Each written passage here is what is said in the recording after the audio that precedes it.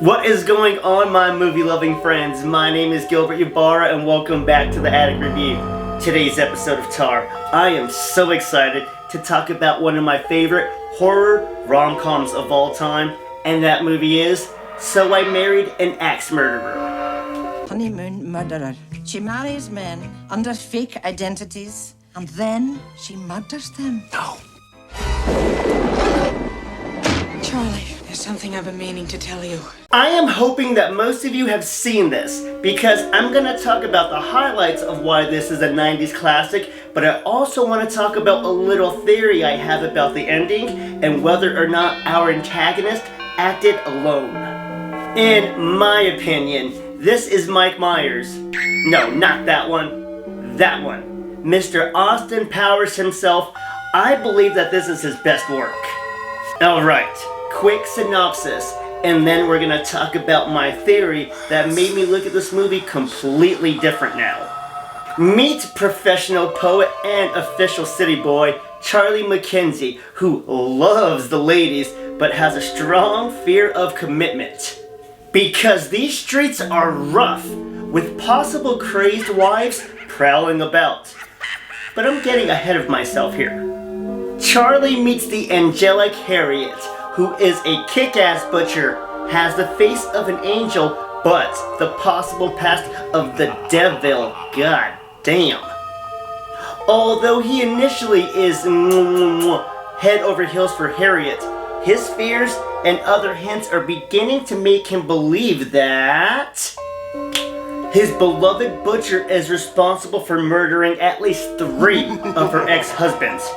Run, Charlie, run. So sadly, Charlie leaves her at first. But then, his cop homie Tony is like, yo, it's all good. She didn't kill anyone. Just go marry her and live happily ever after. And you know what? Charlie does get to marry the beautiful Harriet. Good for you too. But god damn it, honeymoon season is over quickly. Because, shit. Tony does find evidence that Harriet is indeed Mrs. X, the infamous axe murderer. Or is she? Does Charlie escape? Is Harriet Mrs. X?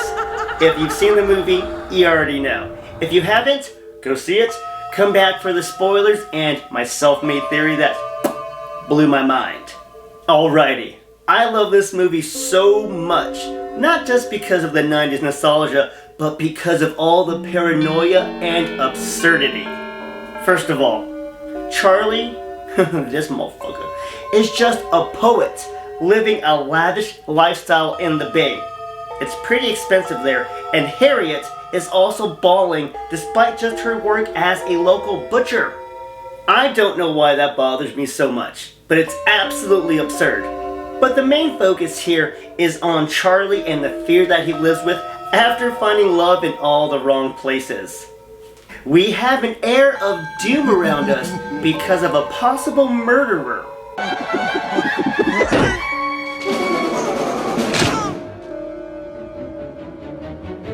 And the dread of possibly being in love with the serial killer stinks up the air even more, yet Charlie and his antics are hilarious. For example, meet Charlie's family that has insanely proud Scottish roots and love mocking each other. Especially poor Heed. Has its own weather system. Heed! Move! That poor kid is punished constantly for having that big ass head of his. It's mean, but damn it, that's just 90s humor. He'll be crying himself to sleep tonight on his huge pillow. Plus, Mike Myers not only plays Charlie, he also plays Charlie's father as well, warming him up for later performing as multiple characters as shown in Austin Powers. Charlie tried his hardest to ignore the fact that he might be enamored with a serial killer. After Charlie's mother shows him evidence that could link mysterious murders to his future baby mama, this movie becomes energized with a Clue-like atmosphere in trying to figure out the semi-whodunit. The movie is loaded with funny moments and quotes that still crack me up. including Charlie's heartfelt response to what he looks for in a woman. Just so you know, it's boobies. What do you look for in a girl you date? I know everyone always says sense of humor, but I'd really have to go with breast size. And then there's his many poems about past heartbreak and weird obsession with the girls of Saturday morning cartoons. Charlie's a freak. They make me horny, Saturday morning, girls of cartoons. Seriously now, I love this movie not just because of the humor, but the amazing tension that it just retained throughout the film. Yeah, we're laughing, having a good time, but there's still a target on Charlie's back. And in the third act, we really dive into who is behind these murders. Harriet's sister Rose is, how do we say this? A complete psycho who wants to keep her sister all to herself. So, she's been picking off all of Harriet's potential suitors. Worst part is that the pattern and evidence makes it look like Harriet is the killer. Hence, Charlie's hysterical behavior in playing detective and final dude. At the honeymoon resort, Charlie mistakes Harriet as the killer when, oh shit, Rose attacks and has it all set up to look like Charlie split town. Now, we are sure that Rose is acting alone and chopping at Charlie's fingers and engaging in a kick to the groin battle that neither of them really win, but the audience certainly did.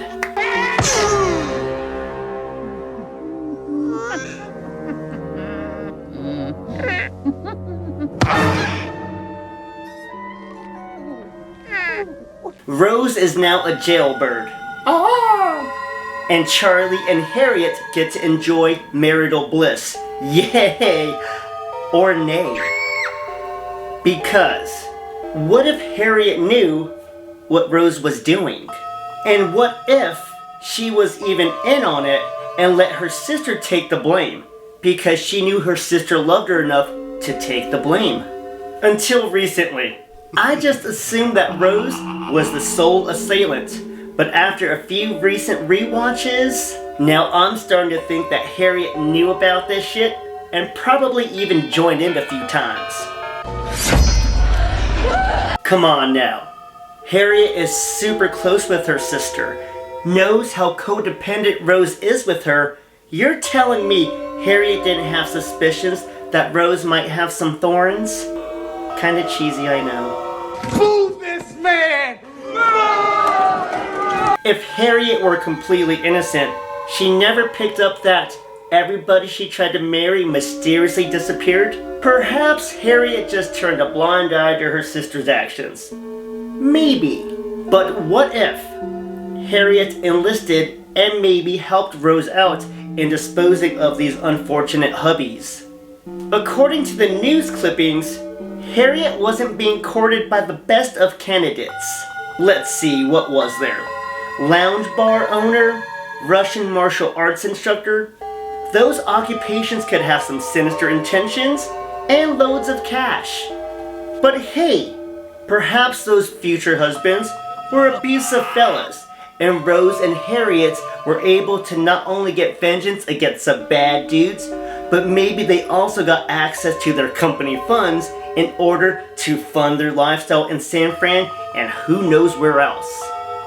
Between us, I don't really think it was meant to be hinted as a possibility, but it makes the movie even more interesting while rewatching this with that theory in your brain. I don't believe this movie gets talked about enough. Seriously, so funny, and that third act is so much fun to end on. And that is it for today's episode of Tar and my rants and raves about So I Married an Axe Murderer and my little theory I've got. Please let me know in the comments what you thought about the movie and that little theory. It has been an absolute pleasure. Please like, comment, share your thoughts, subscribe, follow, and tell some friends about the channel. My name is Gilbert Ybarra and thank you so much for watching the Attic Review. Smile, Tiger.